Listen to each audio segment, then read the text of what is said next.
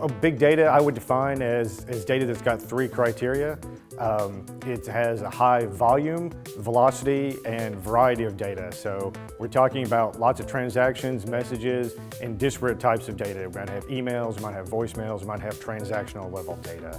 How the advisor can use big data is one of those interesting questions that I think the industry is still trying to find out where the sweet spot is. Big data for our firm is the bringing together of lots and lots of information that we otherwise would do by hand or never had. So at one end, it can be trading information. It can be running our scrubbers through trading information to see if people are suitable or not, or whether we think they meet some fiduciary levels. On the other hand, big data for our reps could be, gee, we've got every little dime accounted for down to the penny in their commissions and fee calculators, and we allow them to go in and manipulate that data and test that data and survey that data, search that data. So we're on a very practical standpoint looking at data. We do not have reps who are trying to dig in and dive down to find trends and market trends. We're allowing that probably more for the custodians, maybe more of the buy side, where they're out there trying to show us where they fit in the marketplace.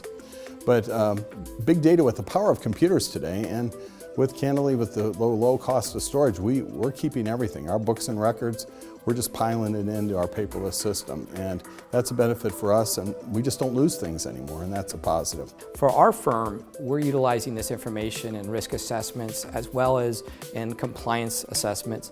We're starting to also use it for the purposes of evaluating client productivity and looking at the ways of client behaviors and things along those lines. I have seen a much larger firm use this in that kind of space.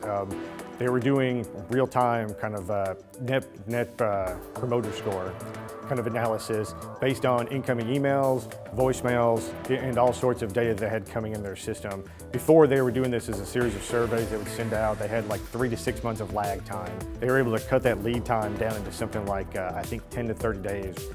The challenge is that it's one of these technologies that is expensive, and it does take a lot of data in order to be relevant. Candidly, the question of whether advisors are using big data, I think the vast majority have no clue what big data is or even realize they're using it when they're using it. This is not even on their mind because they don't have enough data to really be considered in the big data realm. I think a lot of them are relying on broker-dealers like Commonwealth or custodians to basically provide that data to them. So when we provide them things, we don't put a label on it and stamp it, hey, this is big data. We say, wow, here's your new commission system, here's your new fee billing system. Look what you can do for it. Look at the inquiries you can make. We now give people the ability to see charts and records and see which clients are outliers. And maybe that's correct that Mrs. Jones does get charged what she gets charged because she's a lot of work.